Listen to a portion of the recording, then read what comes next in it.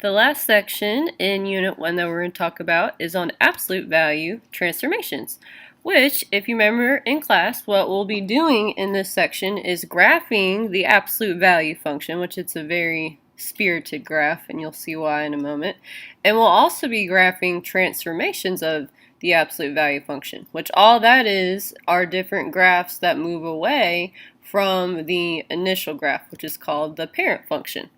So in class, we did graph the parent function together and discuss what it looked like, and we also talked about the domain and range, which I'll go over it real quickly one more time. So we just plotted some values, so we came up with some x values, which remember it's good to pick some negative numbers, 0, and some positives, so we get a nice array of values. And since this is the absolute value function, absolute value turns everything into a positive number. So negative 2 turned into positive 2, negative 1 turned into positive 1, 0 remains 0, 1 remained positive 1, and positive 2 remained positive 2. And when we graphed this absolute value function, it turned into a V-shaped graph, which if you remember in class, I always remember absolute value because it looks like a cheerleader V. So when the cheerleaders make their V, I always think about the absolute value function. So it is a very spirited graph, and it's a very exciting graph. Now the domain and range, remember there are two ways we can write domain and range. The first one up here is interval notation, and the second display of domain and range is interval notation. So we have inequality notation and interval notation. So the reason why the domain and range is what is listed on the screen, I'll go over real briefly again if you missed it in class. So domain, we always ask ourselves, how far left does the graph go and how far right does the graph go? So in the first one, if you see, the graph goes to the left, and if you notice, this arrow will continue heading this way for forever. So it's kind of heading to the left for forever. So domain, we always write the smallest number first, or how far left it goes. And since it heads off to negative infinity, which watch out, that's where the demon cats hide out, so you better watch yourself. Okay, so that's where it's headed. And since it's headed to infinity, remember we cannot equal infinity, so we use a parenthesis. Okay, and then we asked yourself, how far right does the graph go? And if you notice, this arrow, if it were to continue on, would continue to the right for forever, and this is in the positive x direction. So this is in to infinity and beyond with Buzz Lightyear. So this is the safer location to be. So on the right hand side of the graph, it's headed to positive infinity. So in our inequality notation, since we went to the left and to the right for forever, we basically use all of our x values. So you can either write domain as all real numbers, or you can write from negative infinity to positive infinity. So either way. Now the range, that's our y-axis, and we first asked ourselves, how low does the graph go? Okay, which is kind of hard to see with my highlighter covering it up, but the graph does touch the origin, which is at 0, 0, and if you notice on our y values, the lowest y value that you see is a 0 right here. So the lowest it goes is to 0, and it can in fact equal 0. That is a valid y value for our graph. So that's why we have a bracket on our 0. Okay, and then also that's why we have an equal to symbol on the 0, because it can equal 0. Then we ask yourself for the range, how high does the graph go? And if you notice, the arrows continue up for forever. They're both pointing up on both sides. So the graph heads to infinity and beyond with Buzz Lightyear. So on this side, we have a positive infinity, or you can just write infinity, either way. And since we cannot equal infinity, we use a parenthesis. Now for inequality notation, these are all the values that are 0 and larger than 0. So you can say y is greater than or equal to 0. So again, you either use this notation, inequality notation, or interval notation, whichever one you prefer. So now, also in class, we talked about different transformations of our absolute value graph. So we figured out different ways the graph could move, and we learned which values of our equation would cause the graph to move in different ways. So our a value, let's run through these real quickly. A value, when a is less than 0, which all values less than 0 are negative numbers. So if you ever see that the first number after the equal sign is a negative, that will cause the graph to reflect over the x-axis. Now, if you ever have a value that's larger than 1, because basically if we take the absolute value of a number, it turns it positive. So if we have a positive value that is larger than 1, so most of the time you can think of this as a non-fraction, but be careful because things like, 3 halves technically are a fraction but are larger than 1, but typically you won't see that, but that's why I said non-fraction. But if you have a number that's larger than 1, whether it's positive or negative, because we take the absolute value, okay, that's going to be a vertical stretch. So if you think about our V-shaped graph, which I'll go back real quickly so you can look at it. If you picture our V-shaped graph, and we were to raise the arrows up here and stretch this down. So if we grab both of the arrows and stretch upward and grab this and stretch downward, it would make the graph get more narrow and skinnier. So when we have a value that is larger than 1, that is going to be called a vertical stretch, which will make the graph more narrow. And then if we have an a value that is in between 0 and 1, so if you were to take the absolute value of a, and that number is in fact a fraction, something in between 0 and 1, it will get wider, so it will vertically compress. And the reason why it's called a vertical compression, I'll kind of demonstrate on here again. If you were to picture grabbing each of these arrows and grabbing them, well, actually smushing it down, if you were to smush down this way and smush it up this way, okay, you're kind of flattening out the graph, which makes it flatten out, which makes it wider.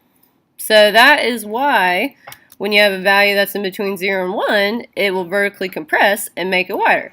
So again, if it's a number larger than 1, it will get skinnier, loses some weight. Okay, if it's in between 0 and 1, it's gotten a little lazy and it's gotten wider, gotten fatter. Now the h value, which that is a value inside of the bars that is added or subtracted to the x value. Now, you have to be careful. With the h value, you must think the opposite. Okay? When you do this, you're tempted to think the other way. For example, if you see x minus something in here, the graph's actually going to move to the right. So you're probably like, holy hot dog, Miss Long, why, when it subtracts, will it go to the right?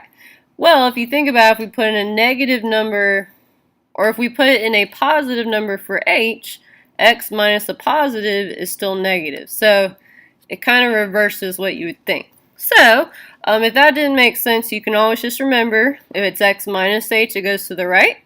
And if you see an x plus a number here, it will go to the left. So you have to think the opposite. And the reason why that is, if you put in a negative value for h, so if I put in like a negative 1 right here, if you do minus a negative 1, it will turn positive. So that's kind of why it's the opposite. So be careful. The demon cats will tempt you. When you see a minus sign, you're going to be like, oh yeah, it goes to the left because it's negative. No, you got to think the opposite with the h. And finally, our k value. That is a number outside of the bars at the very end that is added or subtracted to our absolute value function. So when you do this, this will be more along the lines what you would expect it to be. So if it's a plus k, it will move up, and if it's a minus k, it will move on down. So these are all the fancy dance moves that our graph will do, and later on, which get excited, we will be actually graphing these by hand, so you'll see the graph in motion. But for now, we're just going to be talking about identifying what the graph does based on our equation. So it's pretty cool. When you guys have transformations, you can already predict what the graph is going to do without even graphing it. It's pretty awesome. So this will be based off of our transformations that we have up here. So our very first example, part A, we have the absolute value of x plus 2. So when you guys are trying to figure out what the hexagon this graph is doing, okay, you have to figure out, is it an A, is it an H, or is it a K? That's always the first step. Once you figure out if it's an A, an H, or a K, you can identify what the graph is going to do.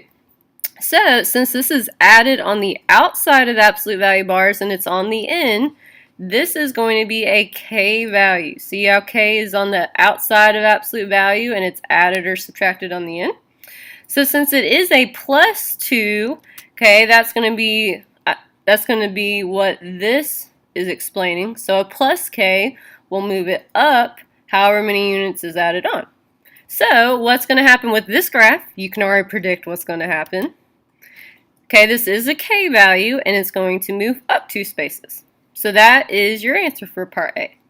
So you already know what the graph's going to do. It's pretty cool. Now for part B, we have a number that is multiplying to absolute value, and it falls right after our equal sign. Okay, so we have to figure out, is it an A, is it an H, or is it a K? Well, the value that is in front of absolute value and is multiplying to absolute value is our A value.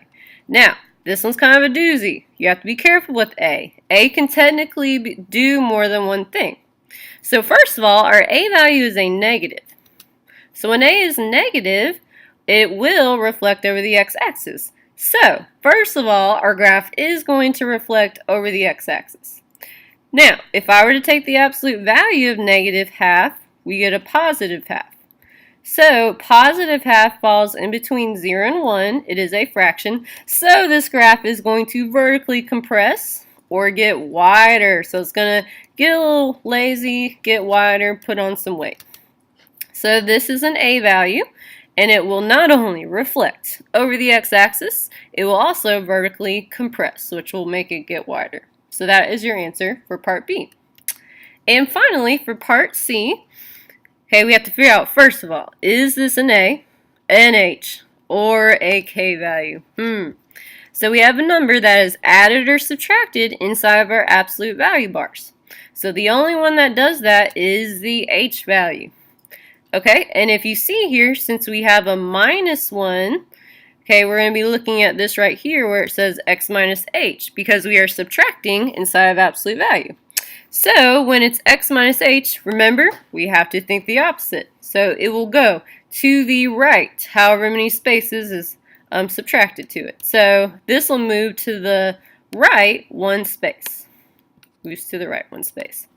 So that's all I have to do for example 1. Now, in example 2, this is where it gets exciting. In example 2, we're actually going to be graphing this by hand, and we'll be figuring out all the different transformations, not only from the equation, but also we'll see them on the graph, so it'll be pretty cool. So here's our example 2. It'll be part A and part B, so ignore the 1 and the 2. So go ahead and pause this video and watch how we graph these things by hand. It will be exciting. Alright, so this is the end of the video. It's been a blast.